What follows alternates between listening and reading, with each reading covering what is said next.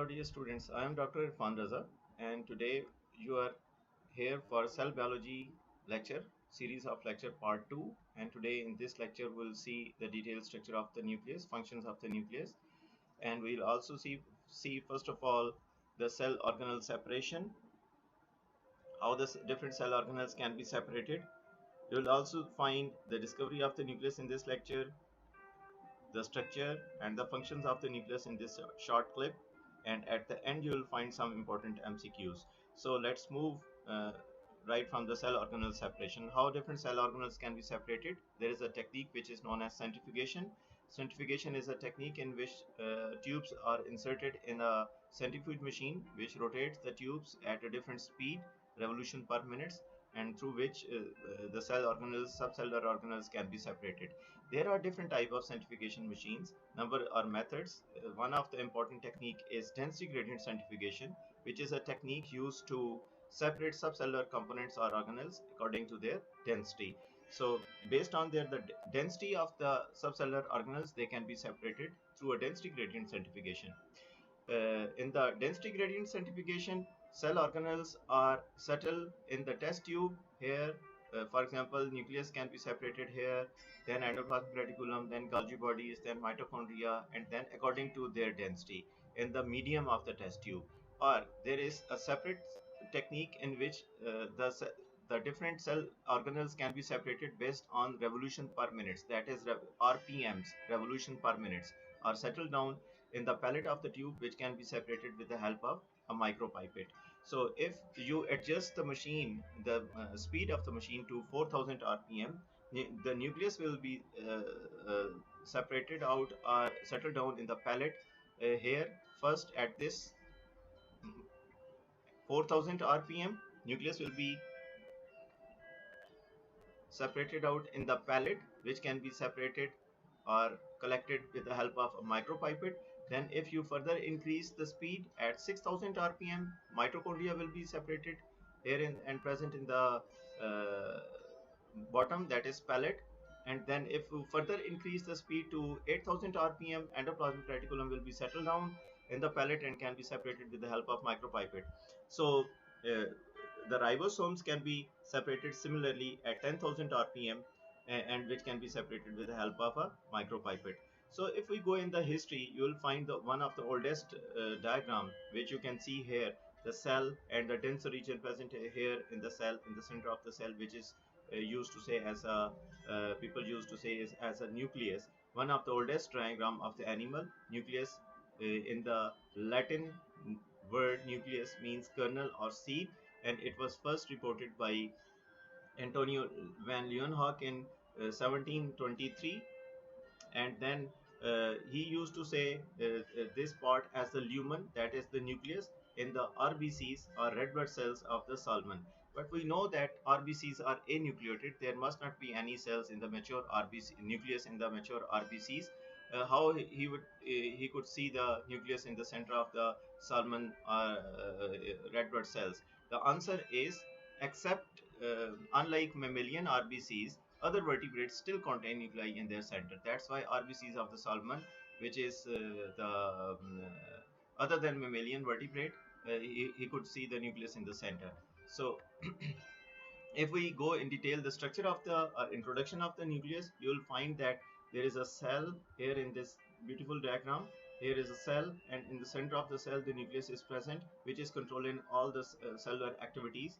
Basically it's a membrane bound organelle present in the eukaryotic cell center, and it's probably the largest or the biggest cell organelle lying in the center of the cell. Due to the presence of genes, because DNA is present here in the form of chromosomes, and part of DNA is known as genes, which is functional part of the DNA, the nucleus acts like a brain or controlling center of the cell, because it's controlling all the cellular activities taking place here in the cell. So it's nucleus who decides what to do, when to do, and how to do. So in fact the nucleus is controlling all the cellular activities and present in the cell. It's a membrane, double membrane bound structure, which is probably the largest organelle of the cell, and it's present in the center. It's the controlling center of the cell, and it is the organelle which is controlling the all the activities, and he decides or it decides what to do, how to do, and when to do. Organization of the eukaryotic cells. If we go eukaryotic nucleus, if we see the eukaryotic nucleus, what we see? So it is almost 10%. It occupies 10% of the total cell volume. Structural component of the nucleus are: number one, nuclear envelope. You can see this, the membrane here, lying the membrane around the nucleus. This is the nuclear envelope, double membrane layers. Nuclear lamina is present here, and then you will find the liquid portion inside the cell, which is known as nucleoplasm. And then you will see the nucleolus, the denser portion lying in the center, and then you will find some chromatin material lying here in the blue color. It condenses itself to give the shape of chromosomes. So these are the structural component of the nucleus. If we see the structure of the nucleus in detail, you will find that this is a cell. If we open the cell, a window like, you will find a denser portion, the nucleus lying in the center. This is the largest subcellular organelle. So we say that in the eukaryotic cell, the nucleus localizes in the center. It is the largest cellular organelle, double membrane cell organelle. Outer membrane is continuous with the membrane of endoplasmic reticulum. You can see here, it's a nucleus pink in color. The inner membrane is smooth. The outer membrane, which is white in color, it is continuous with the endoplasmic reticulum. There are two types of endoplasmic reticulum, the rough and the smooth one, where the protein can synthesize is the rough one, endoplasmic reticulum. So the outer portion of the outer membrane of the nucleus is continuous with the endoplasmic reticulum. There is a denser portion present in the nucleus, which is known as nucleolus. So nuclear pore, you can see initially here, you can see the window-like structures present in the nuclear membrane. These are known as nuclear pore. The nuclear pore size is 90 nanometer. Nucleus contains a dense body called nucleolus, which is rich in ribosomes. Here you can see the denser portion, yellowish portion, which is rich in ribosomal RNA. Nucleoplasm is rich in DNA RNA polymerases, which is present here almost all the nucleus, the liquid portion of the nucleus. Nucleus contains DNA as a genetic material. You can see these DNA, this DNA, this DNA condenses itself to give a shape of chromosomes. In a single chromosome, you can see how many dot-like structures. There are million of dot-like structures. So a single eukaryotic chromosome can contain about 1,000,000 nucleosomes. The dot-like structures are known as nucleosomes. And every species, different species have its own number of chromosomes. Humans containing almost 46 number of chromosomes in the nucleus.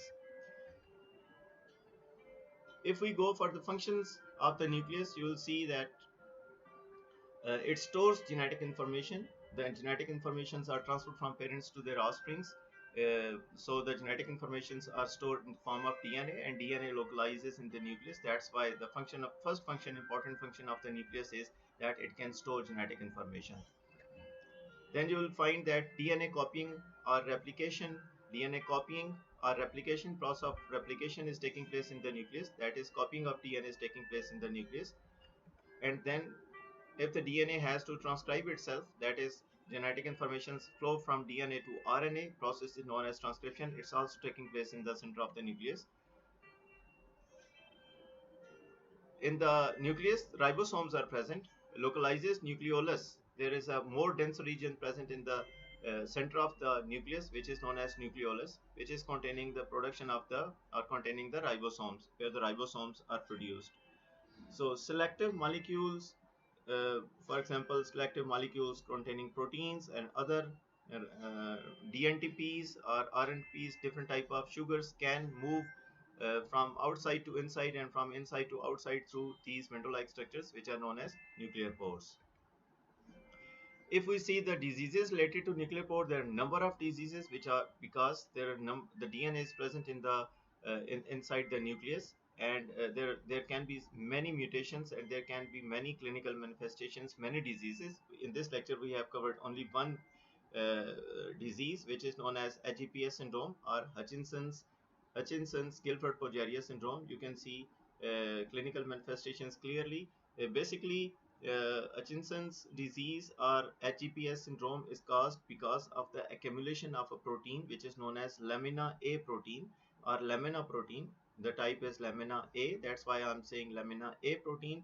This protein is in fact lying inside the nuclear membrane, and if there is accumulation, too much lamina A proteins are accumulated, it results in a syndrome which is known as HGPS syndrome.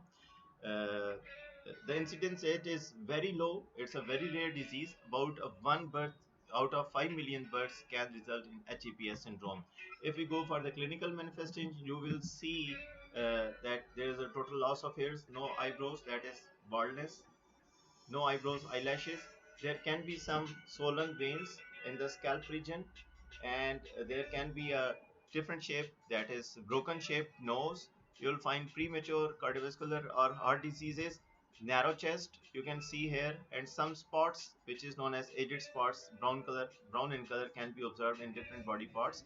So basically all these clinical manifestations are because of the presence of excessive lamina or accumulation of lamina A protein, which results in a disease which is known as a syndrome which is known as HGPS syndrome, Hutchinson's Gilford-Progeria syndrome, and which results in all these clinical manifestations. So let's move students to the MCQ portion. The number one MCQ is diameter of the nuclear pore is, whether it's 70 nanometer, whether it's 85 nanometer, whether it's 90 nanometer or 95 nanometer or 100 nanometer. Yes, the correct answer is 90 nanometer. In the third, or I think in the second slides, we observed that nanometer, the nuclear pore size is 90 nanometer. The next question is nucleosome in a single human chromosome contains. That is, how many nucleosomes can be there in a single human chromosome? Whether it's 1 million, 2 million, 3 million, 50,000 or 10,000. A single human chromosome may contain nucleosomes up to 1 million, 2 million, 3 million, 50,000 or 10,000. Yes, the answer is 1 million exactly. Then the third and the last MCQ of this lecture, what is not true for Hutchinson's Gilford-Progeria syndrome, means that all you will see here, all the options which are related to HGPS syndrome, there is only one option which is not related. Whether the related to lamina A protein, HGPS syndrome is related to lamina A protein, we have just seen that the excessive lamina protein or accumulation of lamina A protein results in Hutchinson's Gilford-Progeria syndrome. Yes, the answer is right. Incidence rate is 1 over 5 million, lead to aging beginning at birth, related to mitochondria, clinical symptoms manifest by birth. All the options are right. There is only one option which is not right. Which one is that option? Yes, the answer is right, related to mitochondria, because it's not related to mitochondria. The disease HGPS is related to nucleus. That's why this option is the right option, and which is not related to Hutchinson's Gilford-Progeria syndrome. Thank you very much, dear students. If you have any queries, you can write me in the text box below. You can comment there whether it's a good video or not. And if you want to have more such videos, please subscribe my channel and hit the bell icon button so that you can see my latest videos. Thank you.